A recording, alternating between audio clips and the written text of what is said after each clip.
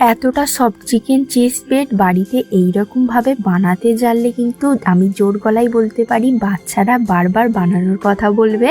খেতে তো খুবই দুর্দান্ত হয়ে থাকে, পুরো দোকানেরই মতন কিন্তু স্বাদ আসবে।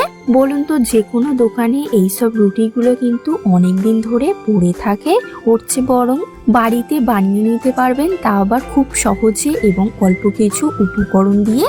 এর জন্য প্রথমেই আমি 1 বাটি উষুম গরম দুধ নিয়ে নেব, সাথে 2 চা চামচ চিনি আর 2 চা চামচের হাফ মানে 1 আর হাফ চা চামচ মতন ইস্ট দিয়ে দেবো।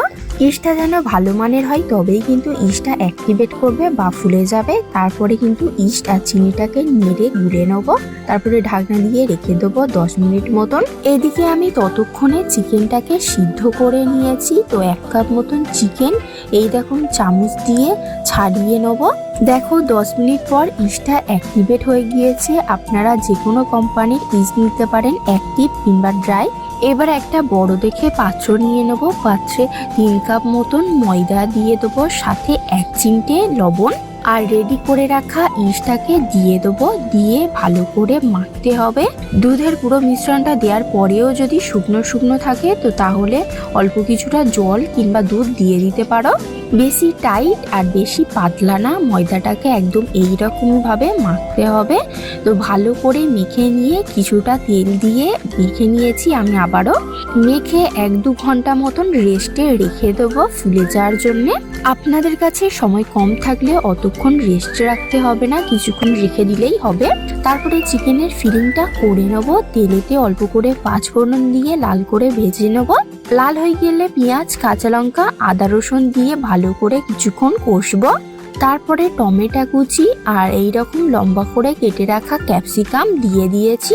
সাথে আপনারা চাইলে সুইট কর্নও দিতে পারেন, তো আমার কাছে ছিল না তাই দেওয়া হয়নি। ক্যাপসিকাম, পেঁয়াজ, টমেটো একসাথে ভালো করে বেশ কিছুক্ষণ ভেজে নেব। ভেজে নেওয়ার পর দিয়ে দেবো স্বাদ মতন লবণ, অল্প কিছুটা হলুদ গুঁড়ো আর অল্প কিছুটা লঙ্কার গুঁড়ো দিয়ে দেবো। দিয়ে ভালো করে নেড়ে নেব। মশলাটা ছুঁয়ে না যাওয়ার জন্য সামান্য জল দিতে পারেন। তো আমি এগুলো ঢাকনা দিয়ে রেখে দিয়েছিলাম যাতে ক্যাপসিকামটা সিদ্ধ হয়ে যায়। দেখো ক্যাপসিকামটা তো মোটামুটি সিদ্ধ হয়ে গিয়েছে, সাথে সামান্য জল দেওয়ার কারণেও কিন্তু কড়াটা ছুঁয়ে যায়নি। সবজিগুলো নেড়ে নিয়ে দিয়ে দেবো চিকেনটাকে।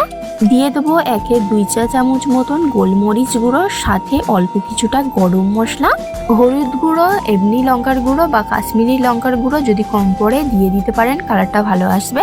একটা সিদ্ধ আলু ছিল তো ম্যাশ করে দিয়ে দিয়েছি, সাথে কিছুটা জল দিয়েছি। দিলে কিন্তু জুসি ভাবটা থাকবে, তা না হলে রুটিটা করার সময় শুকনো শুকনো খেতে লাগবে। আর কিছু না, চিকেনের পুরটা কিন্তু রেডি হয়ে গিয়েছে। এবার সামান্য চিনি দিয়ে স্বাদটাকে ব্যালেন্স করে নেব। চিকেনটা তুলে নিয়েছি। এবার দেখো ময়দার ডোটা রেস্টে রেখেছিলাম কতটা ফুলে গিয়েছে। ইস্টটা অ্যাক্টিভেট করার সময় ফুললে কিন্তু ময়দাটা এইরকমই ভাবে ফুলবে, তাছাড়া কিন্তু হবে না। তেল দিয়ে আবারও ময়দাটাকে আমি ভালো করে মেখে নিয়েছি। তারপরে ডো বানিয়ে নেব। আমি এখানে প্রায় 5টা মতন ডো বানিয়েছিলাম। লাস্টে একটা বেডটা প্রচুর লম্বা হয়েছিল, তাই মাঝখান দিয়ে কেটে 2টো করে নিয়েছিলাম। দেখো বেলুনিতে তেল লাগিয়ে ডোটাকে ভালো করে বেলে নিতে হবে। এই রকম লম্বা করে বেলে নিয়ে গায়েতে অল্প কিছুটা বাটার লাগিয়ে দেবো, সাথে চিকেনের পুরটা মাঝখানে দিয়ে দেবো। আর দিয়ে দেবো স্লাইস চিজ, মজারেলা আর চিডার চিজ, এই দুটো একসাথে ছিল, ওইগুলো দিয়ে দিয়েছি। এর মধ্যে চিডার চিজটা না থাকলে কিন্তু একদমই টান টান হবে না, তাই চিডার চিজটা অবশ্যই করে দেবেন। এগুলো যদি না দিয়েও করতে পারেন, চিজ ছাড়াও বানাতে পারেন, খেতে ভালো লাগবে। দেখো ছুরির সাহায্যে আমি চারিদিক দিয়ে কেটে নিয়েছি, নিয়ে এইরকম ভাবে আস্তে আস্তে চারিদিক দিয়ে মুড়ে দিয়েছি, কত সুন্দর হয়েছে। তারপরে আমি আবারও একটা ডো নিয়ে বেলে নিচ্ছি। এটা কিন্তু একটা অন্য স্টাইলে দেখাচ্ছি, 2 রকম স্টাইল ভিডিওতে আমি দিয়েছি। তো এইটা দেখো, তখন তো মাঝখানে চিকেনের পুরটা দিয়েছিলাম, এইবারে কিন্তু এক ধারে চিকেনের পুর দিয়েছি, সাথে এই ধারের দিকে কিন্তু ছুরি দিয়ে কেটে নিয়েছি।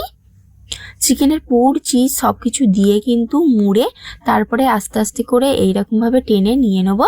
এইরকম ভাবে সবগুলো করে নেবেন। তারপরে আমি কড়াতে 10 মিনিট আগে থেকে বালি দিয়ে গরম করে নিয়েছিলাম। তারপরে একটা তাওয়াতে রুটিগুলো বসিয়ে ওপর থেকে অল্প কিছুটা বাটার ভালো করে লাগিয়ে দিয়েছি, সাথে অল্প কিছুটা সাদা তিলও ছড়িয়ে দিয়েছি। ঢাকনা দিয়ে 30 মিনিট মতন বেক করে নিলেই কিন্তু রেডি হয়ে যাবে।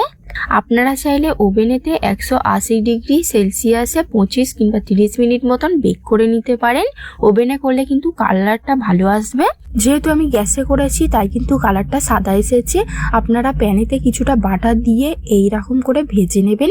গাটা এইরকম লাল লাল ভাজা হবে। আপনারা চাইলে কাঁচা রুটিটা ডাইরেক্টও প্যানে বসাতে পারেন, তো লোতে রেখে করবেন। তবে ওটার মতন কিন্তু অতটা নরম হবে না, তলার দিকটা একটু বেশি শক্ত হবে। নরম তুলতুলে চিকেন বেড রেডি, খেতে দারুণ হয়েছে। অবশ্যই করে রেসিপিটা ট্রাই করে দেখবেন। ভালো লাগলে লাইক শেয়ার কমেন্ট করে জানাবেন। আর এইরকম প্রতিদিন নিত্য নতুন রেসিপি দেখার জন্য আমাকে সাপোর্ট করতে ভুলবেন না কিন্তু। বাই, আবারও আসছি নতুন কিছু নিয়ে।